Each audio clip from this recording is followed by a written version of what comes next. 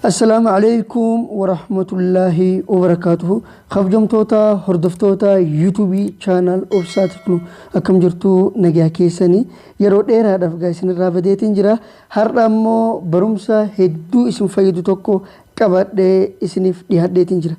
إنن اسمالي قرآن أفان أرموت هيكما جتشودا كنو أكم أرقا جرتان إسا كانا جتشودا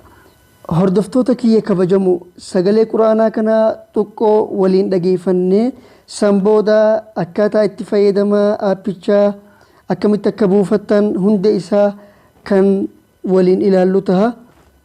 sagalee quraanaa kana dhageeffannee walitti deebina. إذ قال يوسف لأبيه يا أبت daawwattoota kiyya kabajamu akka sirriitti isiniif galuuf aappicha kana balleesseetiin haariyatti buusee akkaataa itti buufatan akkasuma akkaataa itti fayyadama isaa isin barsiisa. Aappii kana buufachuudhaaf deemtanii Play Store irratti cuqaastan. San booda asirratti wanni barreessuu qabdan Qur'aan walitti aansitanii jechuu E capital gootan ENC barreessitan san boodaan search gootan applicationii isa kana gara nama kuma kudhaniitu gabbuufatee jechuudha application kana gabbuustanii jechuu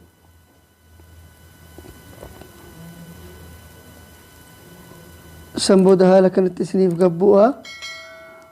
erga applicationicha haala kanaan gabbuustaniin booda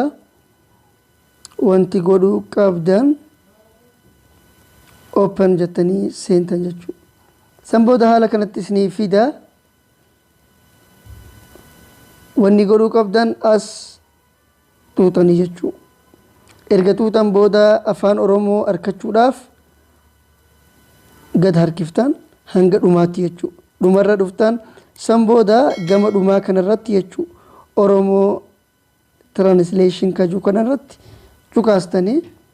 san booda afaan oromootti isiniif jijjiiramee jira jechuu tole mee fakkeenyaaf suuraa faatihaa kana gara afaan oromootti jijjiirame kunoo obboleeyyan kiyya akkuma argaa jirtan bismillaahirrahmaanirrahiim maqaa rabbii akkaan mararfataa akkaan rahmata godhaa ta'eetiin haaluma kanaan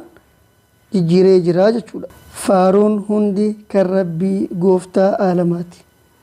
akkuma argaa jirtan jijjiiree jira jechuudha. Suuraa qaroo barbaadan irra geeffattanii afaan oromootiinis hiika isaa isiniif hiikaa deemaa jechuu application kuni kana gabrumsi har'a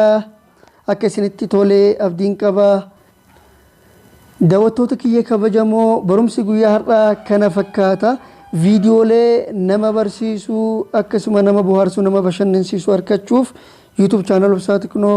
subscribe godhaa viidiyoo tana namoota hedduu bira akka gahu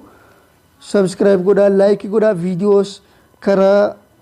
TikTokii akkasuma Facebookii karaalee adda addaatiin share godhaa keessattuu keessan jechuu messengeraan hiriyoota keessaniif share godhaa akka namoonni hedduun irraa fayyadamu taasisaa jechuu viidiyoo birootiin hanga walitti deebinu nagaan naaf tura. Assalaamu alaykum wa rahmatullahi wa barakaatuh.